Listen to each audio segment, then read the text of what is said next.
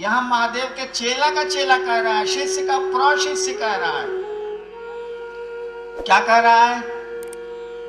हवा की न चली बा, मैंने हवाक हवाक के नहीं चलेंगे, इत्मीनान से चलेंगे। हवा की न चली बा, ठबक की न बोली बा। ठबक के बोलना बुझते हैं? मैं सुन रहा था, कुछ लोग बैठा रहे थे, ऐसा बोल रहे थे, कुकुर बोलता।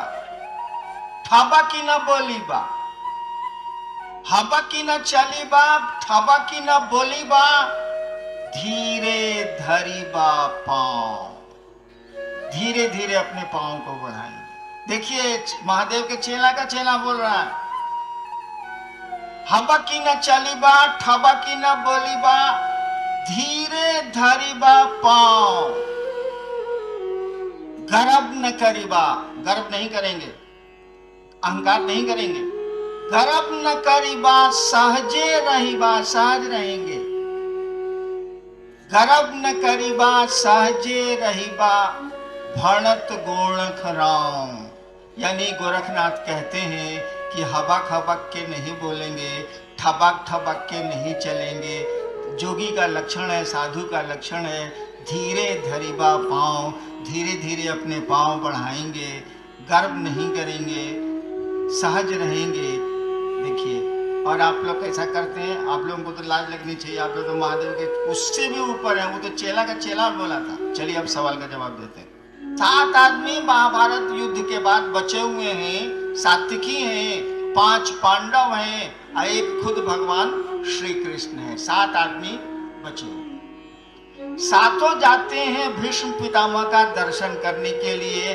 भीष्म पितामह सर सैया पर लेटे हुए हैं, बाण की सैया पर लेटे हुए हैं।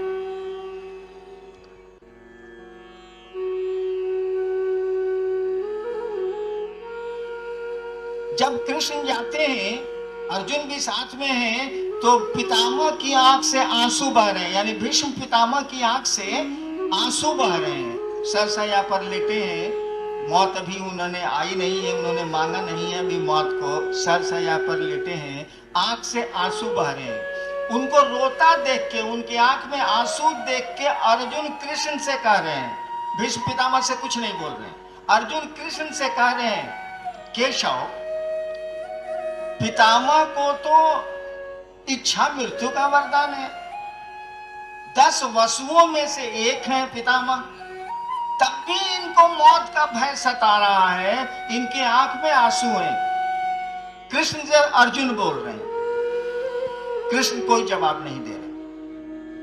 भीष्म पितामह इस सुन के कि अर्जुन जो कृष्ण को बोल रहे हैं, भीष्म पितामह ये सुन के क्या जवाब दे रहे हैं, ये मार्के की बात है, सुनिए। भीष्म पितामह ने कहा, अब अर्जुन को जवाब नहीं दे रहे।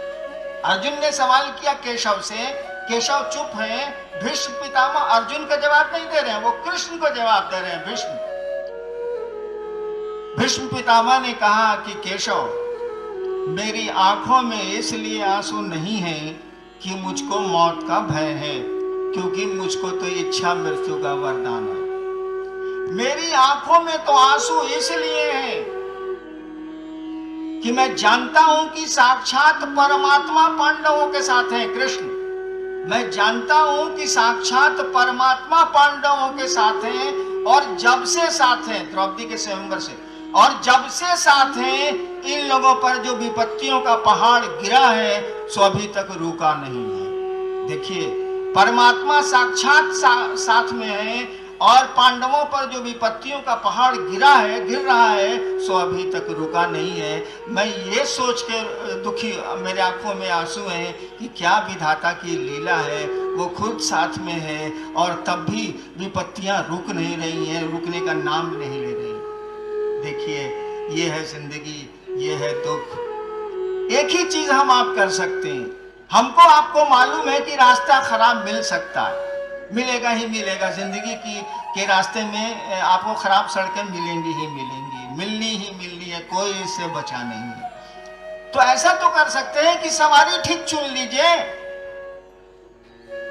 आप ट्रैक्टर से क्यों चल रहे हैं भाई साहब? आप टायर गाड़ी बैलगाड़ी से क्यों चल रहे हैं भाई साहब? रास्ते तो खराब मिलेंगे, एक अच्छी गाड़ी की व्यवस्था कर लीजिए जिसमें शॉकर ऑब्जर्वर होता है, स्प्रिंग होता है, सस्पेंशन होता है। रास्ता तो खराब मिलेगा लेकिन एहसास कम हो जाएगा, धक्का कम हो जाएगा, आपके शरीर में लगी हुई चोट घट जाएगी। रोडवा तो खराब मिलनी ही मिलनी है भाई साहब। तो शिव की सवारी क्यों नहीं करते हैं? एहसास कम हो जाएगा। दुख आएंगे तो जरूर, लेकिन दुखों का एहसास, उसकी पीड़ा, उसकी व्यथा आपको कम महसूस होगी। मैंने तो देखा है जिंदगी में, मैंने मामूली दुख झेले हैं क्या, और बस झेल लेते हैं। क्या करें, जिंदगी है, इसी का नाम है, सही चलती है। अब महादेव ही ऐसा चाहते हैं तो कोई क्या बोलेगा, कोई क्या करेगा, कोई कर भी क्या सकता है। नेक्स्ट जी, एक भाई की जिज्ञासा है कि महादेव की पूजा अर्चना करने से मनोकामनाएं पूरी हो जाती हैं, फिर उनको गुरु क्यों माने? एक भाई ने पूछा है कि महादेव की कामना, ये पूजा अर्चना करने से मनोकामना पूर्ण हो जाती है, उनको गुरु क्यों माने। मैं देख रहा हूं सामने दाहिने बैलून बिक रहा है, बैलून। मेरे पोते और पोती दोनों साथ आए, मंच पर आपने देखा होगा। बैलून देख के उन लोगों को लग रहा है कि देखिए एकदम ही तो प्राइम मिनिस्टर का पौधे है, साला हमको चाहबे खींची। बच्चा है, समझ नहीं है, वो तो कहेगा कि बाबा मेरे सब कुछ है, वही रहते हैं साथ में, तो बैलून और टॉफी तो मुझको मिल ही जाए। उसको जरा ज्ञान दे दीजिए, उसको जरा कॉलेज तक जाने दीजिए, तब बैलून हमारी आपकी तरफ देख के कहेगा, सोचेगा, उधर ध्यान भी नहीं देगा। बच्चे उधर ही ध्यान दिए हुए हैं और वो ध्यान भी नहीं देगा। जानते हैं हम लोग कि बैलून से जिंदगी नहीं चलती है, टॉफी से पेट नहीं भरता है, प्लास्टिक के खिलौने से जिंदगी खेलती नहीं है। जिंदगी तो अपने दुख और सुखों के खेल में अपने को शामिल करती है। आपकी मनोकामनाएं पूरी हो जाती है शिव की अर्चना से। गोरी तेरा आंचल कितना, भाई साहब आपकी मनोकामना कितनी बड़ी है, सोने बताइए। क्या चाहते हैं आप शिव से? इतनी छोटी छोटी चीज चाहते हैं ना कि आप सुनेंगे ध्यान से तो आपको हंसी लगेगी। क्या रे, क्या हम शिव से मांग रहा है? जो चीजें बहुत नीचे मिल सकती थी, क्या शिव से मांग रहा है? देश के सबसे बड़े पदाधिकारी से 1 किलो चीनी मांग रहा है, साला भागा है क्या ये? लेकिन उसको ज्ञान 1 किलो चीनी का ही है, तो आपको कहां से शिव पद मांगेगा, कहां से अपने बारे में ज्ञान मांगेगा, कहां से दुनिया के बारे में वो जानना चाहेगा? उसकी तो सीमाएं हैं, उसकी समझ उतनी ही है। उसको गुरु के पास भेज दीजिए और तब पूछिए कि शिव क्या दे सकते हैं। कहेगा वो जो दे सकते हैं कोई नहीं दे सकता। नेक्स्ट जी, आपके प्रथम सूत्र में कहा गया है कि गुरु से दया मांगिए, जबकि हमारे यहाँ कहा गया है मोक्ष मूलम गुरु कृपा। तो कृपा करके कृपा और दया शब्द में अंतर स्पष्ट करने की कृपा की जाए। अरे कृपा का मानी होता है करो और पाओ, सीधा बात। अर्थ तो कृपा का ऐसा नहीं है, समझने के लिए मैं कहता हूँ कृपा करो और पाओ। नौकरी कीजिएगा तो छुट्टी मिलने की कृपा आप पर होगी, पेंशन मिलेगा। नौकरी नहीं कीजिएगा तो रिक्शे वाले को सरकार छुट्टी नहीं देती है, वो करता ही नहीं है तो पाएगा कहाँ से? तनख्वाह उसको नहीं मिलती है सरकारी, क्योंकि नौकरी करता ही नहीं है, तो तनख्वाह कहाँ से मिलेगी? कृपा का मानी होता है करो और पाओ। तपस्या करो और तब मिलेगा, नमः शिवाय करो तब मिलेगा, दया मांगो तब मिलेगा। हम लोग कहा कि महादेव का मामला है, ये छोट मोट मामला नहीं है भैया। शिवे गुरु है, अब उनसे बड़ा गुरु होता है ईश्वरी है, उनसे बड़ा गुरु होता ही नहीं है। हम लोग के जैसा फटीचर आदमियों नहीं होता। हम लोग कहा कि कृपा मांगेंगे तो फंस जाएंगे, कहेंगे करो तो देते हैं, हम लोग यहाँ साला फर्नीचर आदमी करेंगे कौन चीज, साला अपना दाल भात का फिक्र से दूसरा चिंता ही नहीं है, उसी में फंसे हुए हम लोग।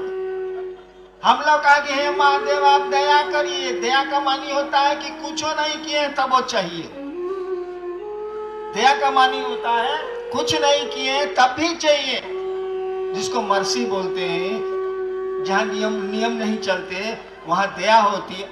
अरे आप तो बचते का नहीं है भाई, गजब वाला। दया का मानी होता है कुछ भी नहीं किया है तब भी चाहिए,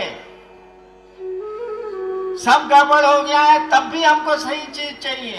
दया का मानी होता है यानी मर्सी, दया। कृपा का मानी होता है करो और पाओ, करोगे तो मिलेगा। चलिए नेक्स्ट। जी, सोनारपुर से प्रीति गुरु बहन की जिज्ञासा है कि शिव को गुरु बनाने से हमें क्या मिलेगा? शिव को गुरु बनाने से हमें क्या मिलेगा आप बताइए। पढ़ने से आपको क्या मिलेगा भाई जी? शिव भी गुरु मिलेंगे होंगे तो आपको शिव बनाएंगे। जिंदगी में जीने की कला तो सीख लीजिएगा, दुखों से निकलने का उपाय तो सीख लीजिएगा। शिव में मिलेंगे, आप क्या हैं ये जान तो जाइएगा। नेक्स्ट। जी, शिव शिष्यता में भोजन की पवित्रता और विचार की पवित्रता पर कोई जोर नहीं दिया गया है, ऐसा क्यों? भैया हम महादेव को गुरु माना था तो खाली सोचा शिव मेरे गुरु हो गए, हम ही सब कुछ सोचवे नहीं किया तो आपको कहला सोचवावे। इसीलिए हमने कोई नियम ही नहीं बनाया। और शिव जब गुरु होंगे उनका शिष्य बनने के लिए तो भाई समुद्र का मछुआरा भी बनेगा, वो मछलियों पर जीवन पालने वाले लोग भी बनेंगे, सब्जी पर अपना जीवन चलाने वाले लोग भी बनेंगे। शिव गुरु होंगे तो इन नियमों को कैसे लागू कर सकते हैं आप? नियम तो गुरु का चलेगा ना, शिष्य का तो नहीं चलता है। चलिए नेक्स्ट। जी, एक भाई ने जानना चाहा है कि यह गुरु दक्षिणा क्या होती है? अब मैं नहीं बोलने जा रहा।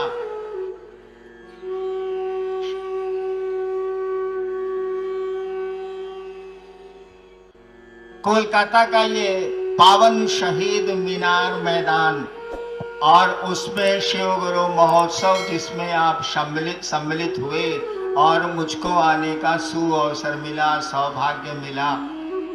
आप जानते हैं मैं महादेव का चेला हूं, आप भी महादेव के चेला हैं। शिष्य जैसा आचरण करिए, साधु जैसा बर्ताव करिए। ऐसे भी मैंने बिहार यूपी सब में महोत्सव बंद कर दिए हैं, अब लगता है बंगाल में भी बंद करूंगा। कृपया आप लोग अपने अपने आचरण, अपने लक्षण को सुधार करिए। तो मैं कह रहा था कि मैं महादेव का चेला, आप भी महादेव के चेला, तो दोनों की तो कुर्सी बराबर है, लेन देन हो नहीं सकता है। चलिए हम महादेव से प्रार्थना करते हैं, अपने गुरु से ये प्रार्थना करते हैं कि आपका जीवन सुखमय हो, शिवमय हो, आप सचमुच में शिव के शिष्य बने और शिव के शिष्य के रूप में यही अनधिकार आशीर्वाद भी आपको देना चाहता हूँ। आप सबों के चरणों में मेरा प्रणाम है, आप मेरा प्रणाम स्वीकार करिए। आप सभी लोग बैठे रहेंगे, कोई शोर नहीं करेगा, कोई अपनी जगह से नहीं हिलेगा। 10 मिनट और कार्यक्रम चलेगा, उसके बाद आप लोग शिव के शिष्य के रूप में धीरे धीरे जाएंगे। कोई नहीं हिलेगा अपनी जगह से, कोई नहीं खड़ा होगा, कोई नहीं शोर करेगा। 10 मिनट कार्यक्रम चलेगा, उसके बाद आप धीरे धीरे शिव के शिष्य की तरह जाएंगे। आप सबों को प्रणाम।